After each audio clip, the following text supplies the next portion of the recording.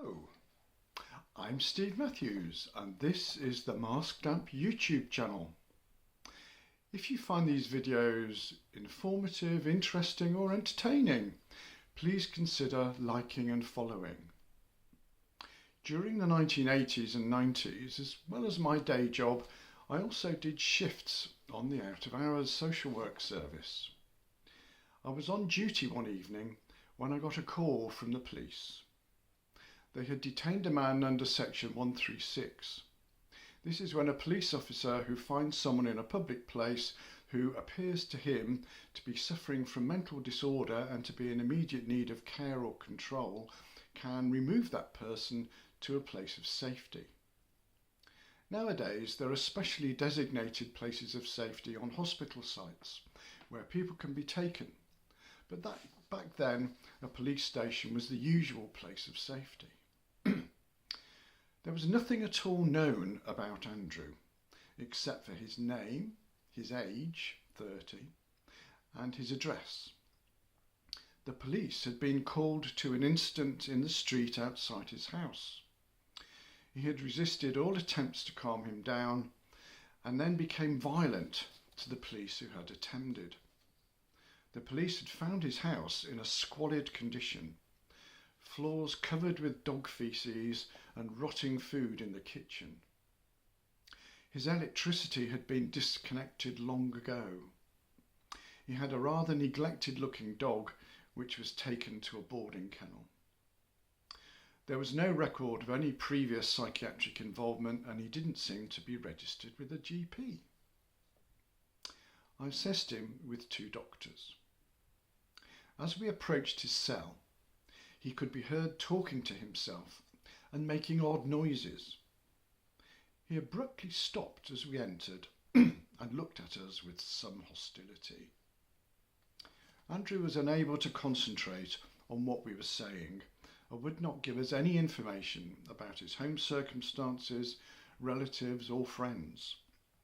He stared straight ahead most of the time, and after a while he began pacing the cell and breathing increasingly heavily, forcing the breath in and out through his clenched teeth until he began to foam at the mouth.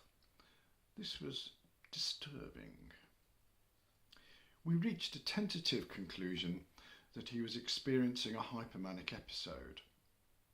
The state of his house seemed to indicate that his mental health had been deteriorating for some time. It was possible that this was a drug-induced psychosis, but he had vehemently denied illegal drug use when asked. Either way, he needed further assessment and was in no state to give informed consent to this, so we completed an application under Section 2.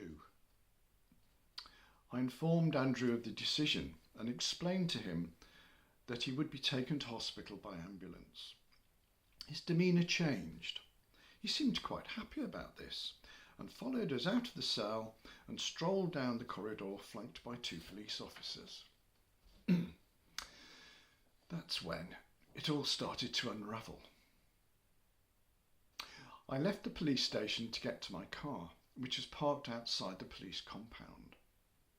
I watched as an ambulance backed up to the rear entrance, from where Andrew and the 2 officers were emerging. I watched as one of the ambulance crew got out and opened the ambulance doors and then stood there under the harsh sodium lights waiting for the group to approach. Then things suddenly seemed to go into slow motion. Andrew broke free from the police officers and lunged forward. The ambulance man folded up as Andrew's head connected with his stomach and the 2 disappeared into the ambulance. The police officers dived into the ambulance after them. The ambulance began to shake violently and 2 other police officers dived in. Then the ambulance doors were suddenly closed from inside, the blue lights started to flash and the ambulance sped off to the hospital. This broke me out of my stunned state. I quickly got into my car and followed the ambulance to the hospital, where it parked right outside the admission ward. One of the police officers opened the ambulance doors and went to the ward. He returned with 2 male nurses and the duty doctor. Even though Andrew was being restrained by 3 police officers, he was still struggling, causing the ambulance to shake constantly. The nurses restrained him some more while the doctor administered an injection of IM haloperidol of a dose designed to rapidly sedate him. Andrew continued to struggle, hissing and panting through his teeth, all the while flecks of foam landing on the arm of the officer closest to his head. I saw that somewhere along the way he had incurred a head injury and blood was oozing down his face. The officer nearest him also had a cut over his eye, which was also bleeding. There seemed to be quite a lot of blood in the ambulance. After 15 minutes, the doctor decided that the injection should have taken effect, and they attempted to try and transfer him into the ward. But as they momentarily adjusted their grip on him, he took the opportunity to make a break for it, and very nearly got away.